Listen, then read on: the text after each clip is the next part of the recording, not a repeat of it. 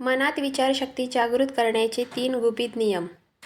योगानंदजींनी विचारले, गुरुदेव, खरंच असं शक्य आहे का? विचारांमध्ये इतकी शक्ती असते का की ते माझ्या जन्मजात कमतरता दूर करू शकतात? आपण जे विचार करतो त्याचा परिणाम आपल्यावर किती तीव्रतेने होतो? जेव्हा परमहंस योगानंदजींना याचं उत्तर मिळालं तेव्हा ते आश्चर्यचकित झाले. लहानपणापासून परमहंस योगानंदजींची पचनशक्ती कमजोर होती. त्यामुळे त्यांचं वजन नेहमीच कमी राहायचं. थोडं काम केलं तरी ते खूप थकून जायचे. लांब प्रवास केल्यावर शरीर पूर्णपणे थकून जायचं. त्यामुळे त्यांना अनेकदा हीन भावना वाटायची. कॉलेजच्या काळात त्यांच्या खोलीत पुस्तकांपेक्षा टॉनिक आणि ताकद वाढवणाऱ्या औषधांच्या बाटल्या जास्त असायच्या.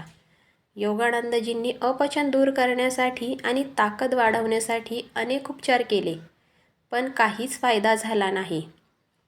नंतर आश्रमात आल्यानंतर ते मनात विचार करायचे, मी एवढ्या दुर्बल शरीराने साधना करू शकेन का?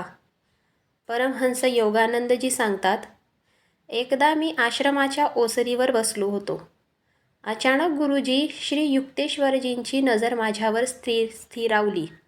त्यांनी लगेच म्हटलं, अरे मुकुंद, तू खूप बारीक आहेस. योगानंदजी म्हणतात, बहुधा गुरुजींनी माझ्या अंतर्मनातील विचार आणि हीन भावना ओळखली होती. त्यांच्या त्या शब्दांनी माझ्या मनाला खूप लागलं. मी म्हणालो, गुरुदेव, मलाही माझे खोल गेलेले डोळे आणि कमजोर शरीर आवडत नाही. मी लहानपणापासून अपचनाचा त्रास सहन करतो आहे. त्यामुळे माझं शरीर नेहमीच कमजोर राहतं. औषधांनीही काही फायदा होत नाही. युक्तेश्वरजी म्हणाले, मुकुंद, औषधांचाही एक मर्यादा असते. तुझ्या आजारांचं आणि कमजोरीचं कारण तू स्वतःच आहेस. कारण तू तुझ्या शक्तीचा वापर खूप मर्यादित केला आहेस. तुला स्वतःमध्ये आजार दिसतो. तू तुझ्या कमजोरीवर इतका विश्वास ठेवतोस की तू सतत स्वतःबद्दल कमजोर आणि हीन विचार करतोस. जर तू विचार केलास की तू निरोगी आणि बलवान आहेस आणि त्या विचारांवर पूर्ण विश्वास ठेवला तर तू लवकरच निरोगी आणि बलवान होशील. योगानंदजींनी विचारलं, गुरुदेव, खरंच असं शक्य आहे का? फक्त विचार केल्याने असं होऊ शकतं का? विचारांमध्ये इतकी शक्ती असते का की ते माझी जन्मजात समस्या दूर करू शकतात? युक्तेश्वरजी म्हणाले, हे फक्त विचार करण्याबद्दल नाही आहे. मुकुंद, आता माझ्या आयुष्यातील एक अद्भुत अनुभव ऐक. एकदा मी 2 महिने टायफॉइडनी ग्रस्त होतो. त्यामुळे मी खूप कमजोर झालो होतो. ताप उतरल्यावर मी त्या अवस्थेतच माझे गुरु लाहिरी महाशयजींचे दर्शनाला गेलो. मी त्यांना सांगितलं, मी खूप आजारी होतो. त्यामुळे माझं वजन खूप कमी झालं आहे. माझ्यात साधना करण्याची शक्ती उरलेली नाही. लाहिरी महाशय म्हणाले, युक्तेश्वर, मला दिसतंय की आधी तू स्वतःलाच आजारी केलं आणि आता म्हणतोस की तू कमजोर झाला आहेस. पण काळजी करू नकोस. मला विश्वास आहे की उद्यापर्यंत तू बरा होशील. युक्तेश्वरजी सांगतात, मी त्यांच्या शब्दांवर श्रद्धेने विश्वास ठेवला. मला दिवसभर वाटत होतं की गुरुजी त्यांच्या शक्तीने मला बरा करतील. पुढच्या दिवशी सकाळी उठल्यावर मला जाणवलं की माझ्या शरीरात ऊर्जा भरली आहे. मी खूप हलका आणि ताजातवाना वाटत होतो.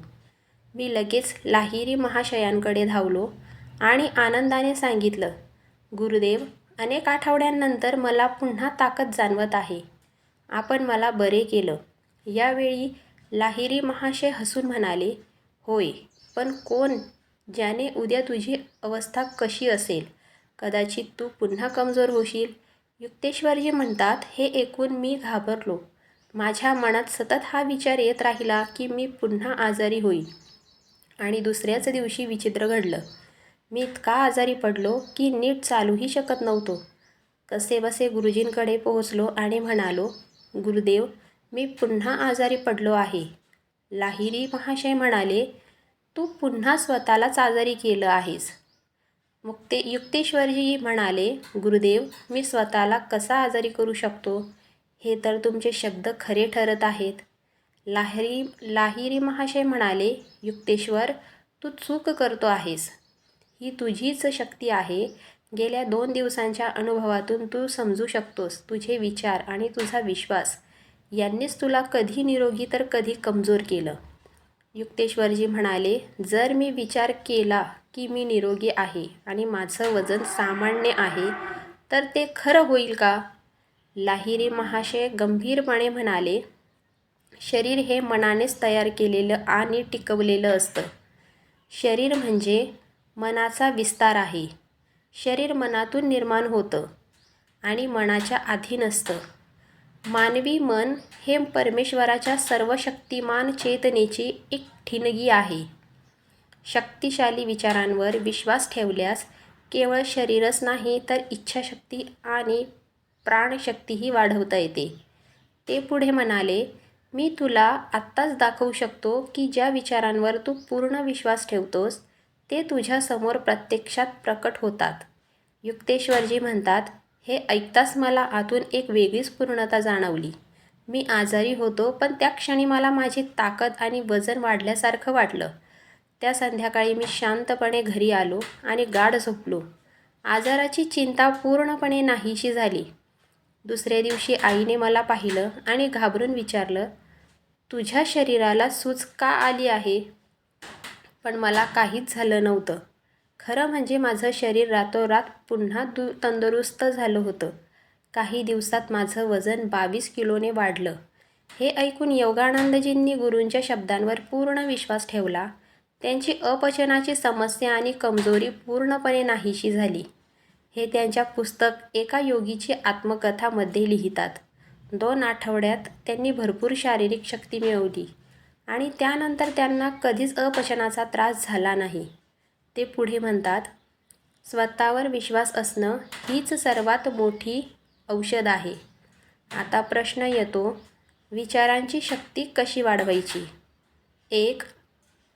प्रत्येक परिस्थितीत चांगलं पहा. मनाला प्रशिक्षित करा की ते प्रत्येक गोष्टीत चांगलं शोधेल. 2. सजग व्हा. विचार येताच त्यांना ओळखा आणि योग्य विचार निवडा. 3. एकाग्रता वाढवा. एक शक्तिशाली विचार पकडा, जसं मी मजबूत आहे आणि त्यावर सतत लक्ष केंद्रित करा. असं केल्याने विचार शक्तिशाली होतात आणि आपण जे ठामपणे मानतो ते वास्तवात उतरू लागतं. शेवटी मित्रांनो, ही कथा तुम्हाला कशी वाटली ते नक्की कमेंटमध्ये सांगा. आवडली असेल तर नमो बुद्धाय नक्की लिहा आणि अशाच कथा पाहण्यासाठी चॅनलला सबस्क्राईब करायला विसरू नका. पुन्हा भेटू पुढच्या कथेत. तोपर्यंत नमो बुद्धाय.